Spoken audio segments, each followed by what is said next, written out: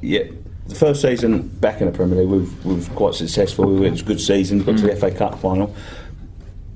I just want you. I know it's difficult for you to tell people like us because we never get there. But what is that lead up to the cup final? And when you get there, I mean, are you going into games before thinking, I don't want to get a knock here, or I don't want to get a booking or a red card? Yeah. Because Aidan got one, didn't he? I got one. I think Christian Daly done me. You got an injury, yeah. 2.5 weeks before the cup final, and we were playing a practice game at the ground, and he was playing right back. I've gone down the line, and I've beat him. Christian being Christian, he went up in it. And as I crossed the ball, he's caught my standing leg and completely tore my ligaments in my ankle. 3 weeks before, I was absolutely devastated. Can't tell you how upset I was, and went to hospital, got it scanned and that, and it was like an 8-week injury. So I was in a hyperbaric chamber, which it basically uses to bring the swelling and repair ligaments and all that. After that, I had injections and all. I never thought I was going to play, and luckily I did, and that's probably why I only lasted 80 minutes in the cup final. But the time leading up to it, even the players that are playing the league games and that, you've got that in the back of your head. You don't want to miss the cup final. So it definitely plays on your mind. I'm thinking about Villa situation now. They're obviously still in trouble going down. Yeah. So no, he definitely plays on your mind, because you don't want to miss that day. Because I think we play Liverpool a couple of weeks before the cup final in the league. Yeah, we did. 0-0, and I think everyone was just trying to keep away from each other. I think exactly. Yeah, that's what it's like. And as hard as it is to say, really, you should go out there every game and give it all you got.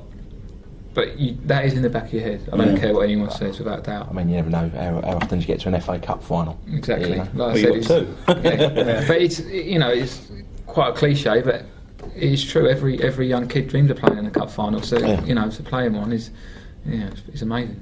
So what's it like on the day? I mean, talk us through it, start to finish. What happens in the morning? In the morning, it's like a morning of any away game, really.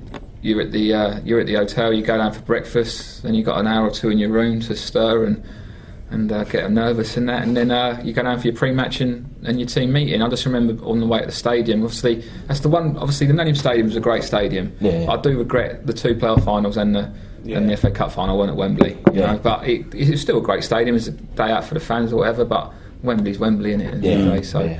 But and on the way to Cardiff to the stadium, I just remember the streets lined. The bus drove down the streets, and the streets were lined with West Ham fans and all the flags out and that, and we drove through that, and that was amazing. And that was one memory that will always stick with me. And then getting to the ground, and you just prepare like you do for any other game. Really, you just got to get your head on and start preparing. And then the game goes quite quickly because you're involved in it. You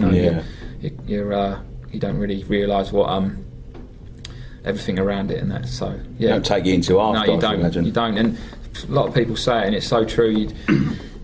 You don't. You want to take it all in, but you can't because you're so focused on the game. So that's what happens quite a lot. If you was on at the end, though, would you have had a penalty? I'd have taken one, definitely. That was pretty poor penalties by us. Yeah, they were.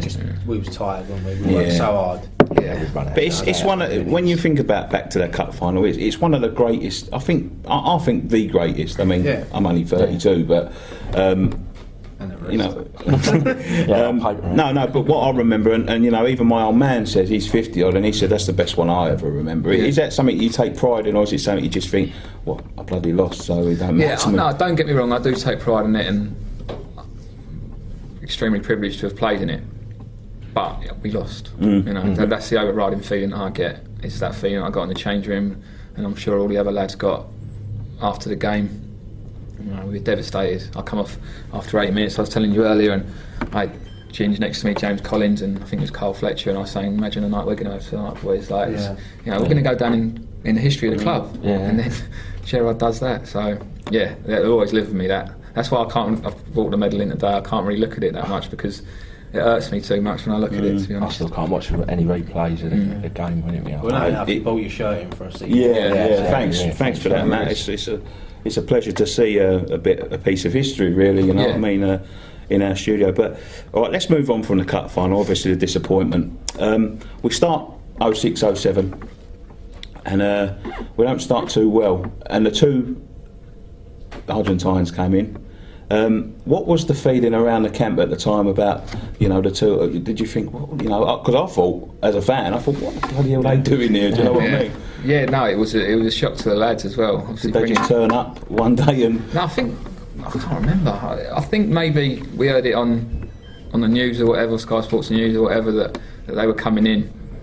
And they were two big signings, weren't they? Let's get it right. They were massive signings, and it took us all by surprise, but also give us a kick up the arse as well in many respects, because we knew what the club wanted to do and wanted obviously to make these signings and push the club forward. So it was. Then we went into Europe, and actually on the bench for the next few games, and Tevez was playing out on the left in my position. So it gave me a kick up the backside as well. Yeah. You want to go? I mean, did it?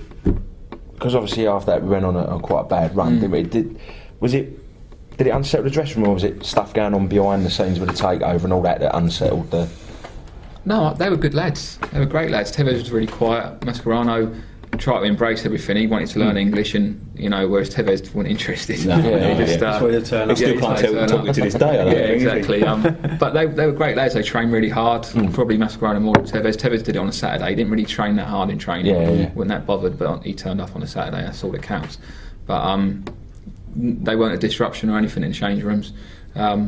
But it was different because we had that core group of lads that we'd been through the playoffs together, we'd been through a cup final together, we had a great first season, and then obviously two new players coming. If it happens in football, you've got to deal with it. But it did stir things up a little bit, and then obviously the new owners come in after that. We touched on Pardew, the time with Pardew. Obviously he got the sack. He ended up at Charlton, didn't he, that season, I think? And they done us 4-0. I thought that sent us down. But then Curbs took over. Tell us about the time under Curbs. Did you enjoy that as much? No. I'll be honest. No, I didn't. He's come with this big reputation from Charlton, and he was touted about becoming the next England manager, etc. But for me, I couldn't see it.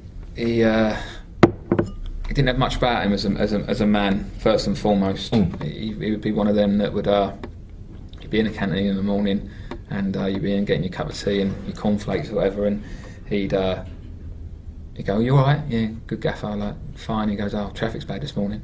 Yeah, it's bad this morning. But he'd say the same thing to you every single day. How's your family? Not what you're doing tonight. Not are you having a game of golf later. He had no personality about him, which transferred over to the players. He didn't really take training. Mervyn Day and Snods took the training, and although he done well to keep us up in the end, he wasn't a manager that I thought could have taken the club forward. That's my opinion. Didn't he let Ray Winston come in and do a team talk before the game, or a little chat? Was it Man United at home we played?